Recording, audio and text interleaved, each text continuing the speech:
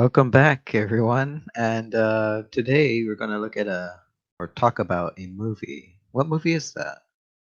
It's called The Call. It's on Netflix. Came out this Ooh. year, last month actually. Mm. So if you need And distraction from 2020, that's a pretty good film to watch. I mean, when I need a distraction, I usually like to watch happy movies. So what And kind of movie is The Call? It's like a what? A happy movie? it's categorized as a thriller. Ooh, thrilling. And it's a Korean movie. Mm. And it's based on the 2011 British and Puerto Rican film called The Caller. So The they just Caller. dropped the ER. So it's about two women from different times who connect through a phone call, which interchanges their fates. It's Google. Yeah, more like Miss Wikipedia. Wikipedia. Well, I don't know. Um, but watching this film, I was it piqued my interest when you told me about it, and then we watched it together, and I was like the whole time trying to guess like what was going on, like how, like where was the twist and what was like going on, and I don't want to spoil the movie because it is good and it's still recent, so best like not to get spoilers. So I'm gonna say that um, I kind of predicted what will happen, but I didn't predict what the ending was going to be because it does surprise you, the ending. Yeah, I after watching it two times, I still feel like I don't understand what happened.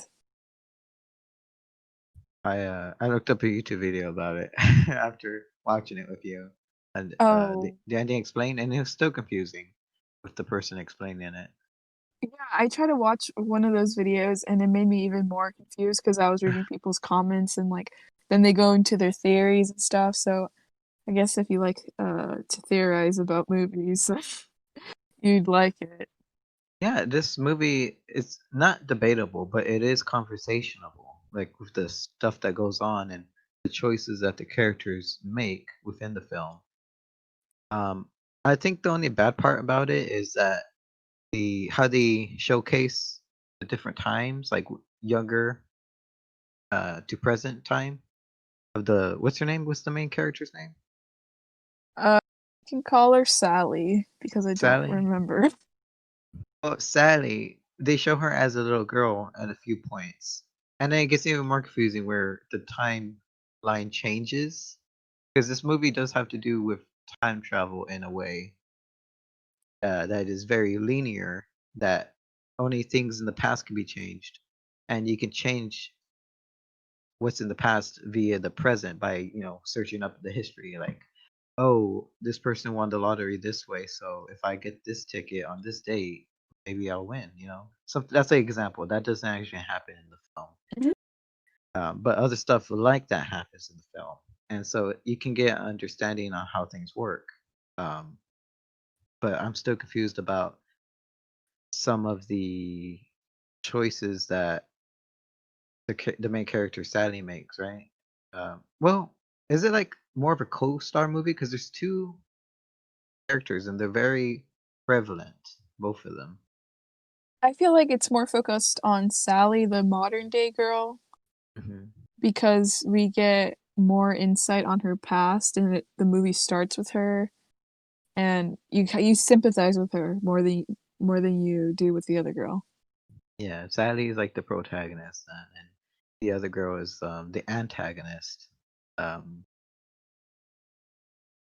you Or know, it's what's that one movie? Pain.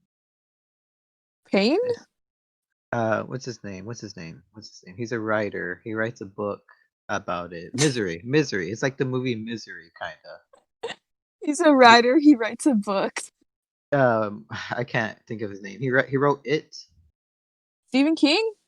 Stephen King. Did he write Misery, I'm not sure about his other books. or did Robert Frost write Misery? I think it was Stephen King. Yeah, it had to be Stephen King that wrote Misery. But as in Misery, the antagonist there in that film becomes obsessive, and that's sort of what happens in this film of obsession over attention. Well, that kind of throws you off as well because you find out later that that's not really what it's about, like the obsession over the what's the name? What's the name that we gave the main character? Sarah? Susie? Sally. Sally. Sally. So Yeah, they have Korean names, so yeah, we were just calling and her okay, Sally. their Korean names, they're like so one of them starts with an S, and then the second half of their name it starts with a Y, and then the other girl, her name starts with a Y, and the second half is an S. So it's like it throws me off. Maybe that's like one of the points in the film because remember how I brought up like during one scene where she's driving in a vehicle and things get out of hand, Uh-huh. and how I compared that to how she doesn't have control over what's happening to her, like she just Well, has to go with it. the movie presents itself that you see these two people as two different people, but then I read this comment where it was like maybe it's like inside her mind and it's really just the same girl.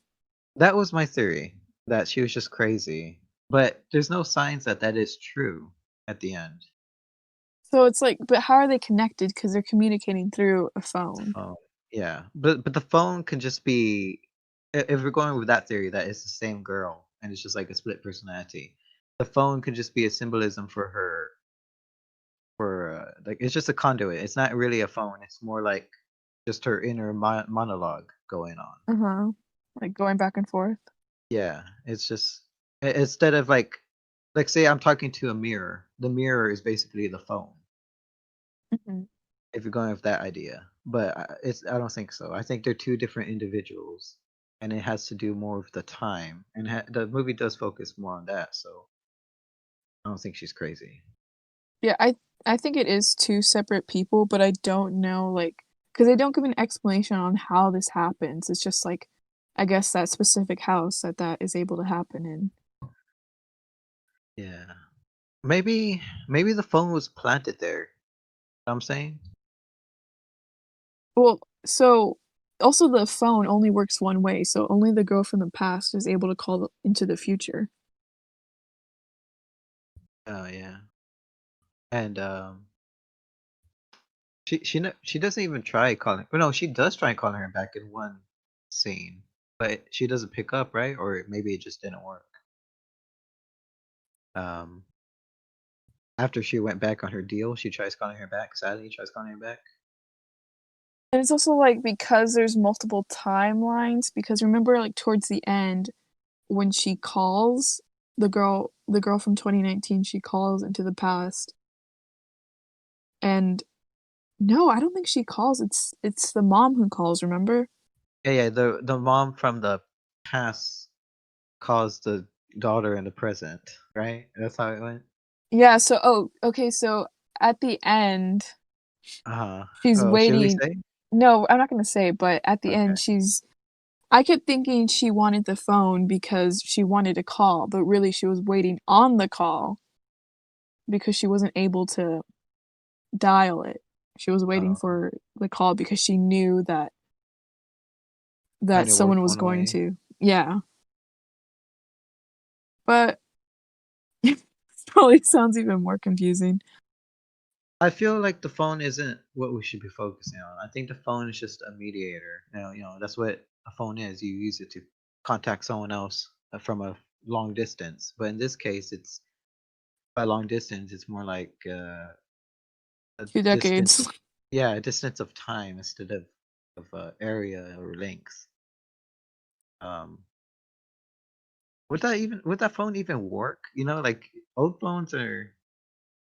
I don't think they're made to last, are they? Um, well, in this scenario, it worked. Yeah, but like, because in my first working theory, it was like paranormal stuff going on, like demons and ghosts and stuff. Like that's one of my theories. But of course, we learned that that's not what's going on, and I couldn't figure out what it was until she started looking through dates and photos and going on the internet searching up stuff. And then that's what led me to think, oh, it's a time travel kind of thing. So the movie does kind of throw you off, I feel. Yeah, because Um, when I first watched it, I thought, oh, it's gonna be, like a spirit haunting the house. um, and this movie does a lot of foreshadowing. Like there's like two, three scenes I caught like, oh, that's an important scene to remember. Yeah, you Um, kept calling everything out. I was like, oh my gosh, he might figure it out. I did, but I kind of like blew over the idea until like the ending, and then like you confirmed my idea, um, my theory.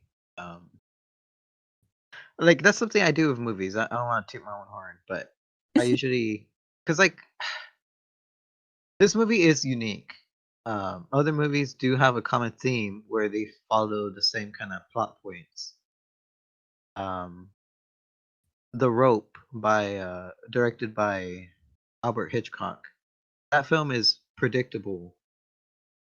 It's about two men who are hiding a body during a party that they're hosting. So they're trying to get everyone out of the party before they find the body, and that all rhymed.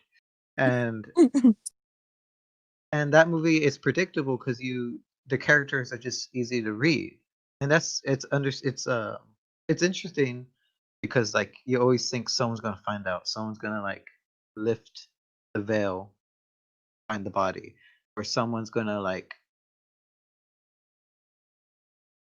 find it because like the characters like the dialogue is misleading and they talk about this character that's dead. Let's call him Craig because I because I forgot his real name. So Craig, like everyone loves Craig. They say like, oh, he's the best. I wish he could have made it. Why isn't he here? Oh, is he running late? They keep talking about Craig, and these guys are always like panicking. Like one character is panicked, the other character is calm. And so I kind of like relate that with this film where one character is panicked and the other one's calm, but in different ways. Like, and then eventually they switch the roles. Like one becomes panicked, the other one becomes calm. I don't know, it's kind of a tangent there. Now I love Craig. What would you rate this movie out of 10 then? I've seen it once. I like to see a movie at least more than once before I rate it.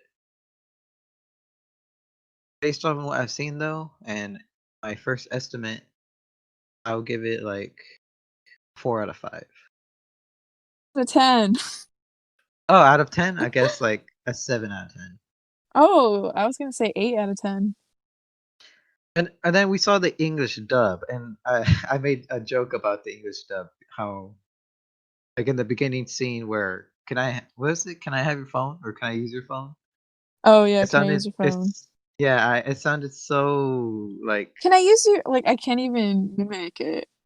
yeah, like it was just done poorly. But otherwise, like the more intense scene, the thrilling scenes were done very well. Um, but yeah, it was a good movie.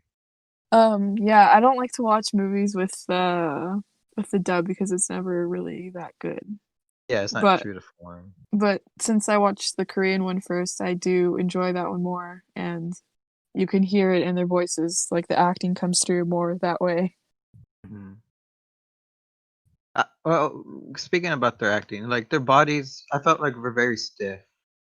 I'm not, I'm not sure. Like a lot of the characters when they talked, they would like stand and talk, or stay in a spot and talk. And like they moved and like they panicked in some parts, and, like thrashed their body around. But I felt like they were too stilted, like in their movements. Like if like the director was like, okay, stand there, do not move, or else, you know. Or like also like the camera work was like really still. Yeah, yeah. Well, I think the camera work was still because that there's not that much movement going on. But going back to the part with the car, um, the camera like there was like different shots and angles going on, and that did very well. Like they did the action scenes well, I say. You Um, just didn't like when they were talking? well, I guess like because I do like dialogue. I like to because that's how I guess about what's going on. Like, what's the motive of this character through the dialogue. And so I look at the character and like I just notice how everyone was very stiff um their performances. But yeah, no, it was good. Um and another problem I had was the transitions. Like there's too many transitions throughout the film. It's confusing with the timelines and Yeah, yeah, it kind of throws you off. Maybe that was the point too. I mean, yeah, because like with the ending, it feels like you think it's gonna end one way, but then it continues, and I don't know. Yeah, it surprises you. Maybe it was done on purpose, and we're just not film majors, so we don't understand.